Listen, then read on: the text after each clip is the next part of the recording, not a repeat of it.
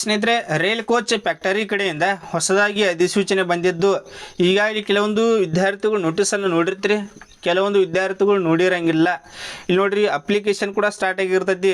15/6/2026 application ಕೂಡ start ಆಗೈತಿ. ಕೊನೆ ದಿನಾಂಕ ನೋಡ್ರಿ 14/7/2026 ಇದು ಕೊನೆ ದಿನಾಂಕ. ಮತ್ತು ಟೋಟಲ್ ಆಗಿ 3 ಪೋಸ್ಟ್ಗಳನ್ನ ಕರೆದಾರು. ಒಂದೇದು ನೋಡ್ರಿ ಆಫೀಸ್ ಜನರಲ್ ಅಸಿಸ್ಟೆಂಟ್ ಒಂದನೇ ಪೋಸ್ಟ, ಮತ್ತು ಎರಡನೇದ ಟೆಕ್ನಿಷಿಯನ್ಸ್ ಗ್ರೇಡ್ 3 ಎರಡನೇ ಪೋಸ್ಟ, ಮತ್ತು ಸೀನಿಯರ್ ಕ್ಲರ್ಕ್ ಕಮ್ ಟೈಪಿಸ್ಟ್ ಟೋಟಲಾಗಿ 3 ಪೋಸ್ಟ್ಗಳನ್ನ ಕರೆದಾರ. ಮತ್ತು ನೋಡ್ರಿ, ಇದಕ್ಕೆ ಅಪ್ಲಿಕೇಶನ್ ಯಾರೆಲ್ಲ ಹಾಕ್ಬೋದು, ಸೆಲೆಕ್ಷನ್ ಪ್ರೋಸೆಸ್ ಯಾವ ರೀತಿಯಾಗಿದ್ದಿರ್ತೈತಿ, ಮತ್ತು ಏಜ್ ಲಿಮಿಟ ಪ್ರತಿಯೊಂದು ನೋಡ್ರಿ ಕಂಪ್ಲೀಟಾಗಿ ತಿಳಿಸ್ಕೊಡ್ತಾನೆ.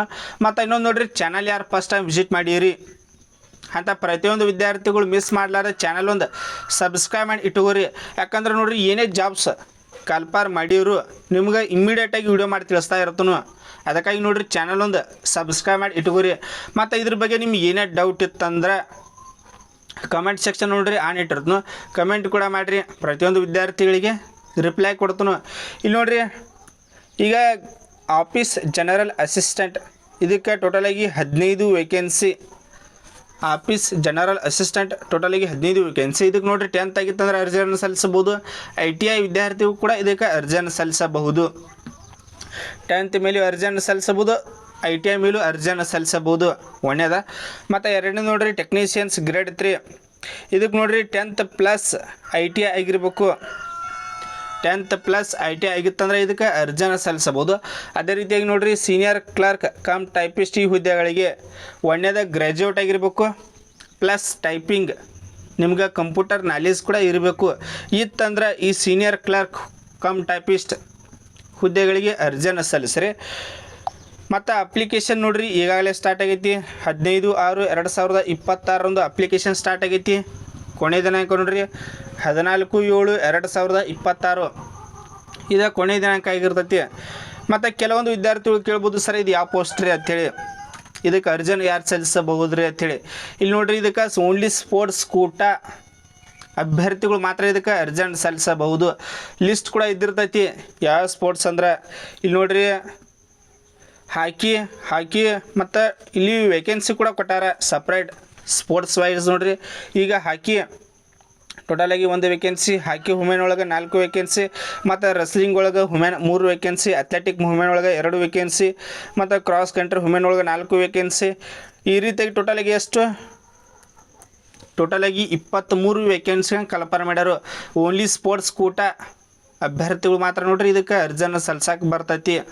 ಮತ್ತು ಸೆಲೆಕ್ಷನ್ ಪ್ರೊಸೆಸ್ ಕೂಡ ಇದಕ್ಕೆ ನೋಡ್ಬೋದು. ಒಂದೇದ ಟ್ರಯಲ್ ಟೆಸ್ಟ್ ಇದ್ದಿರ್ತೈತಿ. ಟ್ರಯಲ್ ಅಂದ್ರೆ ನೀವೇನು ಯಾವ ಸ್ಪೋರ್ಟ್ಸ್ ಮೇಲೆ ಹಾಕಿರ್ತಿರಲ್ಲ ಅದರ ಟ್ರಯಲ್ ಇದ್ದಿರ್ತೈತಿ. ಮತ್ತು ಇಲ್ಲಿ ನೋಡ್ರಿ, assistant of recognised sports achievements as per norms 50 marks ಇದ್ದಿರ್ತೈತಿ. ಮತ್ತು ಗೇಮ್ ಸ್ಕಿಲ್, ಫಿಸಿಕಲ್ ಫಿಟ್ನೆಸ್ ಈ ರೀತಿಯಾಗಿ ಎಜುಕೇಷನ್ ಕ್ವಾಲಿಫಿಕೇಷನ್ 10th ಮೇಲೆ ಅಪ್ಲಿಕೇಶನ್ ಹಾಕಿದ್ರೆ 10th ಮತ್ತು ಗೇಮ್ ಸ್ಕಿಲ್, ಫಿಸಿಕಲ್ ಫಿಸಿಕಲ್ ಕೂಡ ಇರ್ತೈತಿ. ನೀವು ಯಾವ ಗೇಮ್ ಮೇಲೆ ಹಾಕಿರ್ತೀರಿ ಆ ಗೇಮ್ದ ಟ್ರಯಲ್ ಟೆಸ್ಟ್ ಕೂಡ ಇರ್ತೈತಿ. ಟೋಟಲಾಗಿ ಎಷ್ಟು 23 ವೇಕೆನ್ಸಿ. ಮತ್ತು ನಿಮಗೆ ಏನೇ ಡೌಟ್ ಇತ್ತಂದ್ರೆ ಕಮೆಂಟ್ ಕೂಡ ಮಾಡಿರಿ. ಪುರುಷರು ಮತ್ತು ಮಹಿಳೆಯರು ಇಬ್ಬರು ಅರ್ಜಿಯನ್ನು ಸಲ್ಲಿಸಬಹುದು.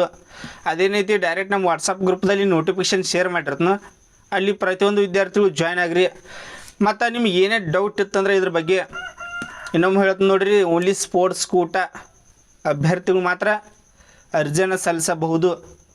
ನೀವೇನಾದ್ರೂ ಅಚೀವ್ಮೆಂಟ್ ಮಾಡಿದ್ರಂದ್ರೆ ಯಾವುದಾದ್ರೆ ರೆಸ್ಲಿಂಗ್ ಆಯ್ತು, ಅಥ್ಲೆಟಿಕ್ ಯಾವ ಗೇಮ್ಸ್ ಅಂದ್ರೆ ನೋಡ್ರಿ ಹಾಕಿ ಮತ್ತು ರೆಸ್ಲಿಂಗ, ಕ್ರಾಸ್ ಕಂಟ್ರಿ, ಅಥ್ಲೆಟಿಕ್ ಮತ್ತು ಈ ರೀತಿ ಗೇಮ್ಸ್ ಅದಾವೆ. ಈ ಗೇಮ್ಸ್ನಲ್ಲಿ ನೀವೇನಾದ್ರೆ ಪಾರ್ಟಿಸಿಪೇಟ್ ಮಾಡಿ ನ್ಯಾಷನಲ್ ಅಥವಾ ಇಂಟರ್ನ್ಯಾಷನಲ್ ಯಾವುದಾದ್ರೂ ಒಂದು ಗೇಮ್ಸ್ ಒಲಿಂಪಿಕ್ಸ್ನಲ್ಲಿ ಅಥವಾ ನೀವೇನಾದ್ರೂ ಅಚೀವ್ಮೆಂಟ್ ಮಾಡಿದ್ರಂದ್ರೆ ನಿಮ್ಮ ಹಂತಲ್ಲಿ ಸರ್ಟಿಫಿಕೇಟ್ ಇದ್ದು ಅಂದ್ರೆ ಮಾತ್ರ ಅರ್ಜಿಯನ್ನು ಸಲ್ಲಿಸಬಹುದು. ಇದನ್ನು ಬಿಟ್ಟು ಬೇರೆ ವರ್ಗ, ಇದನ್ನು ಬಿಟ್ಟು ನೀವು ಇಲ್ಲೇ ಸ್ಟೇಟ್ ಅಥವಾ ಡಿಸ್ಟಿಕ್ ಅಥವಾ ತಾಲೂಕು ಲೆವೆಲ್ದಾಗ ಏನಾದ್ರು ಪಾರ್ಟಿಸಿಪೇಟ್ ಮಾಡಿದ್ದು ಸರ್ಟಿಫಿಕೇಟ್ ಇದ್ದು ಅಂದ್ರೆ ಅರ್ಜಿಯನ್ನು ಸಲ್ಲಿಸಕ್ಕೆ ಬರೋಂಗಿಲ್ಲ. ನಿಮಗೆ ಏನೇ ಡೌಟ್ ಇತ್ತಂದ್ರೆ ಕಮೆಂಟ್ ಸೆಕ್ಷನ್ ಆಗಿರೋದು ಕಮೆಂಟ್ ಕೂಡ ಮಾಡಿರಿ. Thanks for watching. Jai Hind.